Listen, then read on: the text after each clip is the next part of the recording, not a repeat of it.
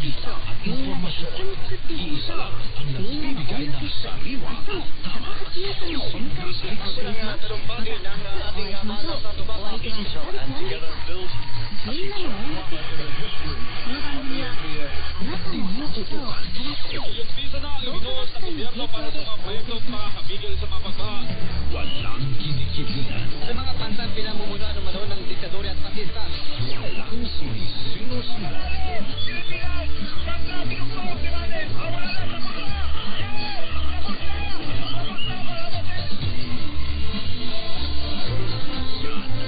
Bombo Radio. Numero 1 sa serbisyo publiko. Numero 1 sa puso ng mga Pilipino. Radio.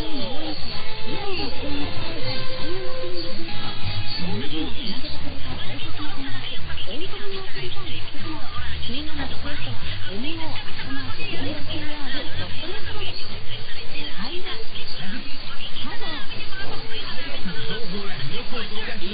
Dito sa Singapore, kahit ang Latina, kung gusto kong malaman ang mga balita sa aming probinsya, isang klik lang sa live streaming ng Bombo Radio. North America. Pagdala namin sa Sacred YouTube talaga. Pero source namin ang balita at informasyon sa Pilipinas, ang website ng Bombo Radio. Isang click lang sa live streaming nila. Nag-download na ako ng Bombo Radio app. Isang click lang. Live stream na agad. Nasaan ka man, malayo ka man, dito sa Pinas o sa ibang bansa, mga balitang kailangan nyong malaman, inyong mapapakinggan, inyong mapapanood, isang click lang sa live video streaming ng Bombo Radio. Magandang umaga, Pilipinas! Magandang tanghali, Pilipinas! Magandang gabi, Pilipinas! Sa mga oras sa mundo, narito na ang Bombo Network News. Bombo Network News, live video stream, 7 a.m., 12 noon, and 6 p.m.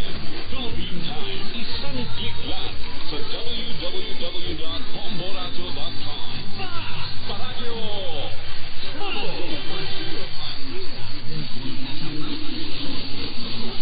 Ang Pilipinas ay isa sa mga bansa sa Southeast Asia na disaster prone. Napapaligiran kasi ang Pilipinas ng iba't ibang hanyang tubig, kasama na rito ang Karagatang Pasipiko.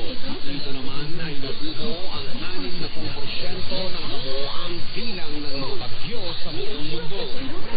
Isa nga sa pinakamapinsalang bagyong humagupit sa Pilipinas ay ang bagyong Yolanda noong taong 2013 na kumitil sa mahigit 6,000 katao. Upang